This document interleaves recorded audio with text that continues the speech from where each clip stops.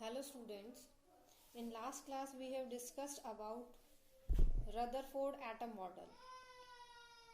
Before starting, and after that we have discussed distance of closest approach and impact parameter. I hope all things are clear. Let us brush up Rutherford atom model once again, then we will discuss about the limitations of Rutherford model. Rutherford ने क्या बोला था कि हमारा जो कोई भी atom है, every atom consist of tiny particle, ठीक है, और उसमें सेंट्रल में एक कोर होता है, उस कोर को हम बोलते हैं क्या? Atomic nucleus. ठीक है, क्या बोलते हैं हम? जो सेंटर में कोर होता है उसको हम बोलते हैं एटॉमिक न्यूक्लियस। जो न्यूक्लियस था इसका साइज आफ्टर एक्सपेरिमेंट रदरफोर्ड ने बताया कि साइज ऑफ न्यूक्लियस जो है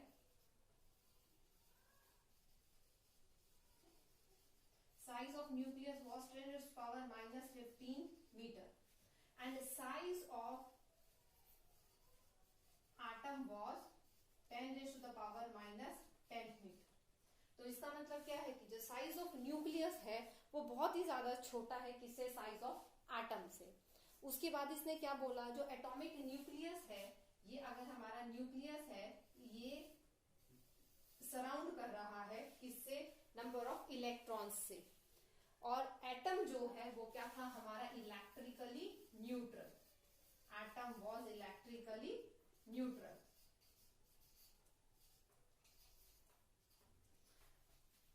उसके बाद रदरफोर्ड ने लास्ट जो पॉइंट इसके रिगार्डिंग डिस्कस किया था वो ये बताया गया था कि जो हमारा इलेक्ट्रॉन रिवॉल्व कर रहा है तो क्या है? किसी भी सर्कुलर ऑर्बिट में रिवॉल्व कर सकता है, इन एनी सर्कुलर ऑर्बिट।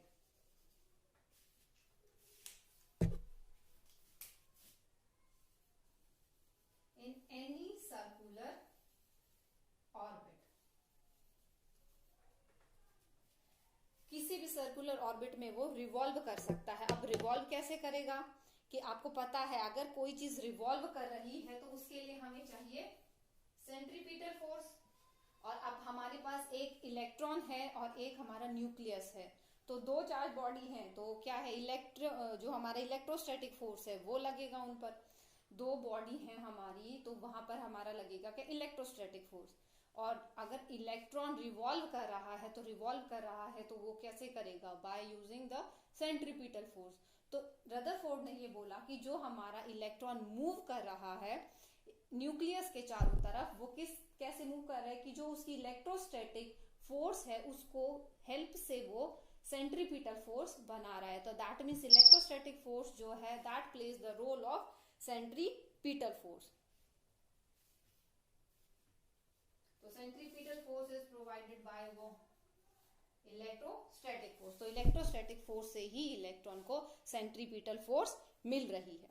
उसके बाद बात आती है लिमिटेशन की। ये तो रदरफोर्ड ने अपने एक्सपेरिमेंट से कुछ पॉइंट्स बताए थे जो हमने लास्ट क्लास में डिस्कस किए थे, लास्ट टू लास्ट में, कि जो उसने एक्सपेरिमेंट किया उसमें उसने ये बोला कि हमारा मैक्सिमम जो एटम है वो एम्प्टी है, क्योंकि हमारा एम्प्टी स्पेस है उसमें, क्योंकि अनडेविएटेड हमारे इलेक्ट्रॉन जा रहे हैं। तो उससे जो फाइनल कंक्लूड करके रदरफोर्ड ने अपना एटम मॉडल बनाया तो उसमें उसने ये सारे पॉइंट्स उस एक्सपेरिमेंट के बेसिस पर बताए। उसके बाद आती है लिमिटेशन। लिमिटेशंस क्या है रदरफोर्ड के मॉडल की?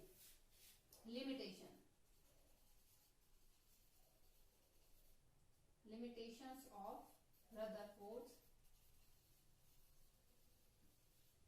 मॉडल। रदरफोर्ड के मॉडल की दो लिमिटेशंस थी जो आपको स्टडी करनी है। पहली तो रदरफोर्ड ने ये बोला कि जो आपका इलेक्ट्रॉन है वो रिवॉल्व कर रहा है किसी भी ऑर्बिट में। हमें पता है कि इलेक्ट्रॉन एक स्टेबल ऑर्बिट में रोटेट करता है, that is revolving around nucleus in a stable orbit. तो वो स्टेबिलिटी जो आपकी इलेक्ट्रॉन्स की है उसको एक्सप्लेन नहीं कर पाया। तो क्या नहीं एक्सप्लेन करा पाया? कि इलेक्ट्रॉन की स्टेबिलिटी नहीं एक्सप्लेन कर पाया। दैट मीन्स वो एटम को भी स्टेबल नहीं कर पाया। देखिए, ही कैन नॉट एक्सप्लेन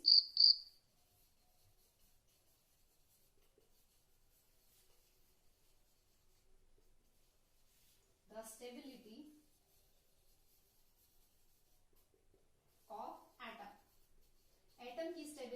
वो एक्सप्लेन नहीं कर पाया। रदरफोर्ड ने ये बोला कि जो हमारा इलेक्ट्रॉन है वो हमारा रिवॉल्व कर रहा है, लेकिन रिवॉल्व कहाँ पर कर रहा है, किसी भी ऑर्बिट में, मतलब वो कहीं भी रिवॉल्व कर सकता है। मतलब अगर हमारा यहाँ पर इलेक्ट्रॉन है, सॉरी ये न्यूक्लियस, ये अगर हमारा यहाँ पर इलेक्ट्रॉन है तो जरूरी नहीं है कि वो सिर्फ यहीं पर रोटेट करे, वो यहाँ भी कर सकता है, वो यहाँ भी, वो कहीं भी आपका न्यूक्लियस के चारों तरफ घूम सकता है। वो उसकी स्टेबिलिटी को एक्सप्लेन नहीं कर पाया। अब स्टेबिलिटी को कैसे एक्सप्लेन नहीं कर पाया, जो हमारी अभी तक की थ्योरी चलती आ रही थी किससे रिलेटेड, जो हमारी क्लासिकल थ्योरी थी इलेक्ट्रोमैग्नेटिज्म की जो थ्योरी थी, उसके अकॉर्डिंग क्या है, अगर कोई भी पार्टिकल है हमारे पास, अगर कोई भी पार्टिकल है हमारे पास, उसके पास चार्ज है, एनी पार्टिकल हैविंग चार्ज, अगर कोई भी पार्टिकल है उसके पास चार्ज है और एक्सेलरेशन है।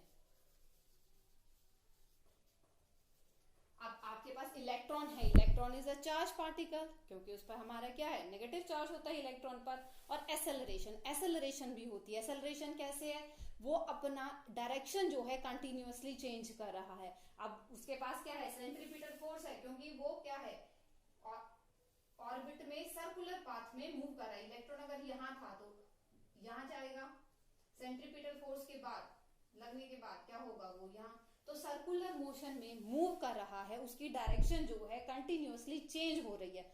तो इसका मतलब क्या है, जो इलेक्ट्रॉन है वो आपका एक्सेलरेटेड पार्टिकल हो गया। तो अगर कोई भी पार्टिकल जिसके पास चार्ज हो और एक्सेलरेशन हो, वो एनर्जी को कंटिन्यूअसली रिलीज करता है। पार्टिकल रिलीज एनर्जी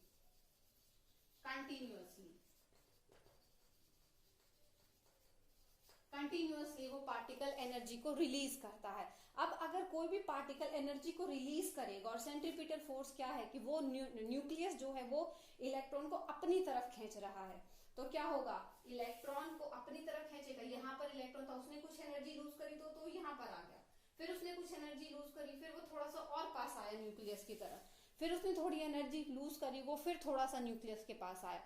तो ऐसे करते हुए तो इलेक्ट्रॉन क्या करेगा, एक स्पाइरल पाथ फॉलो करेगा। इलेक्ट्रॉन क्या करेगा, ये अगर न्यूक्लियस है हमारा, तो इलेक्ट्रॉन अगर यहाँ है तो स्पाइरल पाथ फॉलो करेगा, और एक टाइम आएगा कि वो न्यूक्लियस में जाके ही कोलैप्स हो जाएगा, कोलाइड कर जाएगा न्यूक्लियस से। अब अगर वो न्यूक्लियस से कोलाइड कर जाएगा तो हमारा एटम एग्जिस्ट ही नहीं कर सकता। तो वो इस स्टेबिलिटी को एक्सप्लेन नहीं कर पाया कि इलेक्ट्रॉन्स जो हैं वो, या एटम जो है वो स्टेबल कैसे है, क्योंकि अकॉर्डिंग टू रदरफोर्ड उसने सिर्फ ये बोल दिया कि वो किसी भी ऑर्बिट में रिवॉल्व कर सकता है, कहीं भी वो मूव कर सकता है। अगर वो कहीं भी मूव करेगा तो एक टाइम पर वो न्यूक्लियस में जाकर कोलाइड कर जाएगा और एटम एग्जिस्ट ही नहीं करेगा। तो इसका मतलब कुछ भी चीज नेचर में जो है एग्जिस्ट ही नहीं करेगी अगर एटम्स ही नहीं फॉर्म होंगे, तो ये तो पॉसिबिलिटी नहीं थी। तो वो क्या नहीं एक्सप्लेन कर पाया, first point, he can not explain the stability of atom. ठीक है, नेक्स्ट पॉइंट हमारा क्या कहता है, नेक्स्ट पॉइंट कहता है कि वो ये नहीं, जो लिमिटेशन है, नेक्स्ट लिमिटेशन ये कहती है कि जो उसका डिस्क्रीट एटॉमिक स्ट्रक्चर स्पेक्ट्रम बन रहा था वो उसको एक्सप्लेन नहीं कर पाया। वो क्या एक्सप्लेन नहीं कर पाया, डिस्क्रीट एटॉमिक स्ट्रक्चर।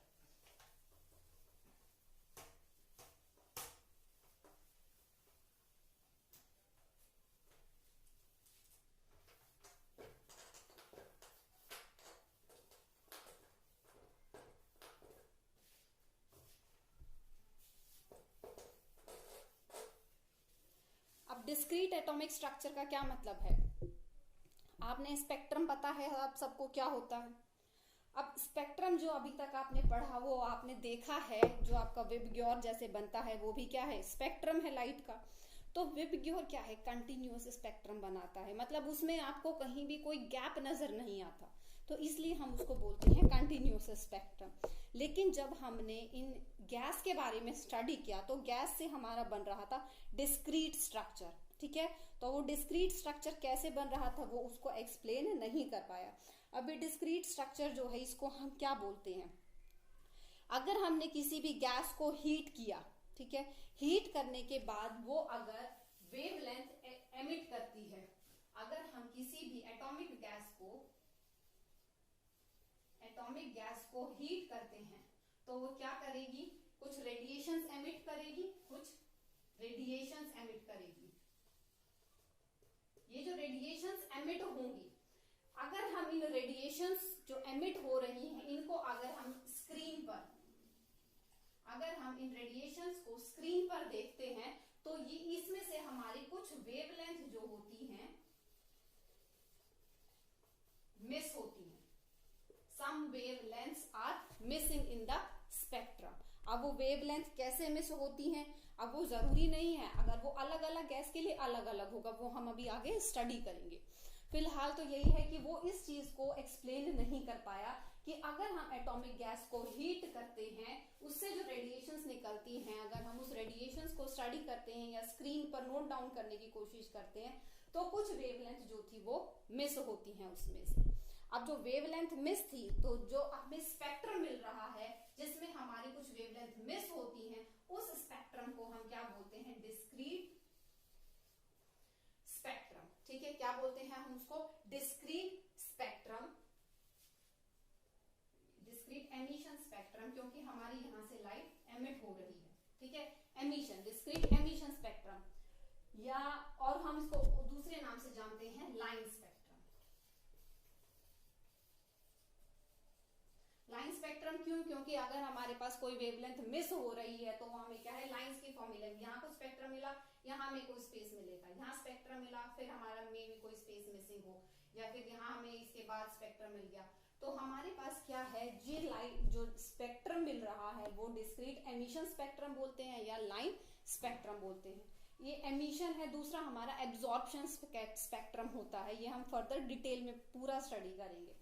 तो डिस्क्रीट एमिशन स्पेक्ट्रम. अब उसके बाद क्या हुआ, जब हमने क्या किया, इस गैस के थ्रू, जब हमने इस गैस को हीट कर लिया, जब हमने इस गैस के थ्रू व्हाइट लाइट को पास कराया, उसके बाद जब हमने स्पेक्ट्रम को नोट किया, जब हमने इस हीटेड गैस के थ्रू व्हाइट लाइट को पास कराया,